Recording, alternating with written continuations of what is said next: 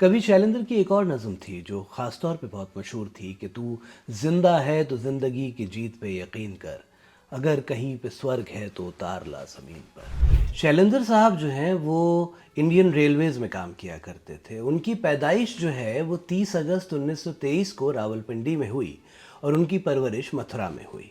उनका असल नाम शंकरदास केसरी लाल शैलेंद्र था।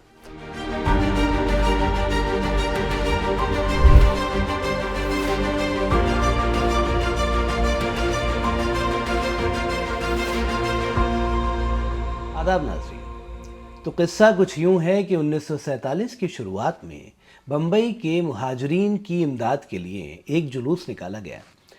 ये जुलूस अपने इख्तिताम तक पहुंचते पहुंचते एक जलसे की शक्ल इख्तियार कर चुका था। इस जलसे में कवि शैलेंद्र ने अपनी तक़सीम हिंद पर लिखी एक नज़म जलता है पंजाब पढ़ी। कवि शैलेंद्र की एक और नज़म थी जो ख़ास तौर पे बहुत मशहूर थी कि तू जिंदा है तो ज़िंदगी की जीत पे यकीन कर, अगर कहीं पे स्वर्ग है तो उतार ला ज़मीन पर। जब उन्होंने अपनी नज़म जलता है पंजाब पढ़ी तो लोगों को बहुत पसंद आई। उस जलसे में फिल्मसाज और अदाकार राज कपूर साहब भी शरीक थे।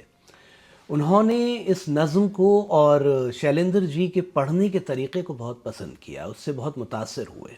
जब ये जलसा ख़त्म हुआ तो राज कपूर साहब ने शैलेंद्र जी की ये कविताएं जो हैं अपनी फ़िल्म के लिए ख़रीदना चाहिए। उस ज़माने में राज कपूर साहब अपनी फ़िल्म आग बना रहे थे और उसके लिए नए फ़नकारों की तलाश में थे। अनीस अमरोही साहब अपनी किताब में ये लिखते हैं कि उसके बाद शैलेंद्र जी ने राज कपूर साहब को ये कह के मना कर दिया कि माफ़ कीजिएगा, मैं अपनी कविता फ़िल्म के लिए नहीं दे सकता।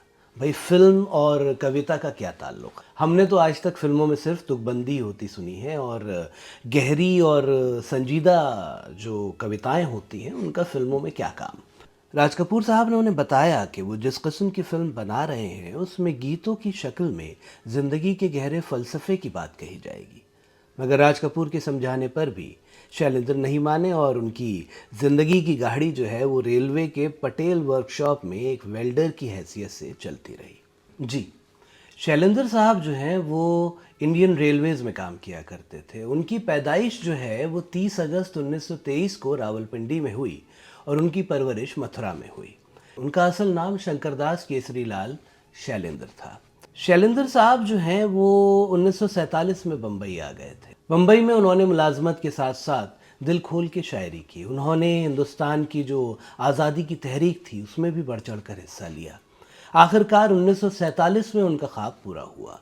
इधर मुल्क आज़ाद हुआ और उधर शैलेंद्र साहब शादी के बंधन में कैद हो गए। शादी के बाद ना सिर्फ उन पर घर की जिम्मेदारियों का बोझ बढ़ा बल्कि उन्होंने माली परेशानियों को भी महसूस करना शुरू कर दिया था। आखिरकार वो राज कपूर साहब के पास पहुंचे और राज कपूर साहब ने उन्हें अपनी टोली में खुशी खुशी शामिल कर लिया। ये जो उनकी टोली थी इसमें मौसीकार जोड़ी शंकर जयकिशन, नगमा निगार हसरत जयपुरी साहब और गुलूकार मुकेश शामिल थे। बस इसमें शैलेंद्र साहब का भी इजाफा हो गया। उस ज़माने में राज कपूर साहब अपनी फ़िल्म बरसात बना रहे थे जिसका टाइटल गाना जो था वो अभी तक नहीं लिखा गया था। तो इस गाने की ज़िम्मेदारी शैलेंद्र साहब को दी गई जो उन्होंने बखूबी निभाई और उसके बाद उन्होंने इस फिल्म में एक और गीत लिखा, पतली कमर है तिरछी नज़र है। ये दोनों गाने और ये फिल्म बहुत कामयाब हुई और रातों रात जो है वो शैलेंद्र एक बहुत बड़े नगमा निगार बन गए।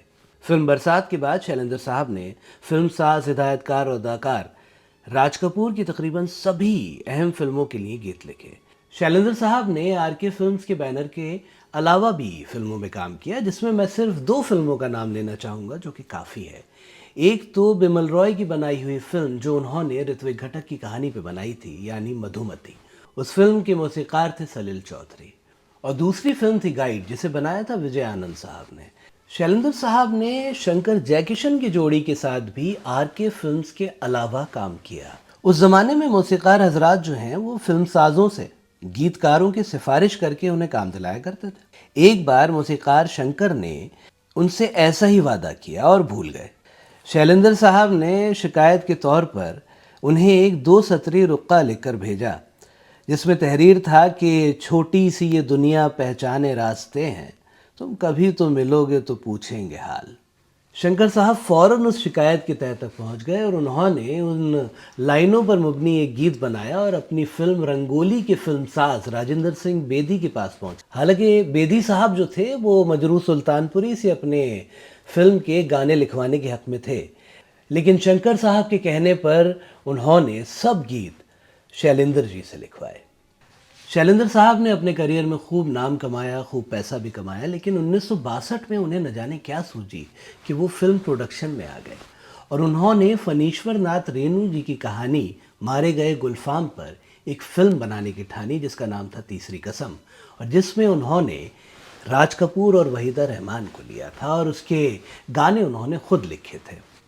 लेकिन हमारी इंडस्ट्री में फिल्म बनाना एक आसान काम नहीं है, जुए शीर लाने के मुतरादिफ है, और ख़ास तौर पर एक ऐसा आदमी जो बहुत सादा लौ हो जैसे शैलेंद्र साहब, उनके लिए फिल्म बनाना बहुत मुश्किल हो गया था। ऐसा कहा जाता है कि इस फिल्म को बनाने के दौरान उन्हें बहुत सी परेशानियों से रूबरू होना पड़ा, चाहे वो माली परेशानियां हों या जहनी परेशानियां हों। इस फिल्म को बनने में बहुत अरसा लगा और इसकी बहुत सारी वजूहत थीं, जिसमें सबसे बड़ी वजह ये थी कि शैलेंद्र साहब एक बहुत ही अनाड़ी और बहुत ही शरीफ इंसान थे।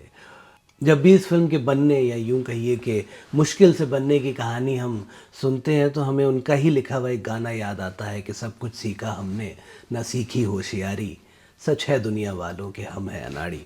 इस फिल्म के बनने में जितना अरसा लगता गया, शैलेंद्र साहब की तबीयत में उतनी कड़वाहट आती गई और वो इस दौरान काफ़ी बीमार भी हो गए। हुआ यूं कि फिल्म बनने में 4 साल लगे और शैलेंद्र साहब उस दौरान काफ़ी चिड़चिड़े हो चले थे और इस दौरान वो लिवर सिरोसिस का शिकार भी हुए। बॉम्बे के नॉर्थ कोर्ट नर्सिंग होम में दाखिल करवाया गया और चंद दिन बाद ही 14 दिसंबर 1966 को इस दुनियाए फ़ानी को खैरबाद कह गए। 14 दिसंबर राज कपूर का जन्मदिन भी हुआ है, तो ये एक अजीब सा तोहफ़ा एक दोस्त ने दूसरे दोस्त को दिया और एक और नायाब तोहफ़ा वो राज कपूर को दे के गए, जो था फिल्म मेरा नाम जोकर का वो गाना जो आगे जाकर राज कपूर की पहचान बना और आज तक है, जीना यहाँ मरना यहाँ इसके सिवा जाना कहाँ। दिलचस्प बात यह है कि शैलेंद्र साहब ने इस गाने का सिर्फ मुखड़ा ही लिखा था। बाद में इस गाने को उन्हीं के साहबजादे शैली शैलेंद्र ने मुकम्मल किया और वाकई क्या खूबसूरत सतरें लिखी हैं।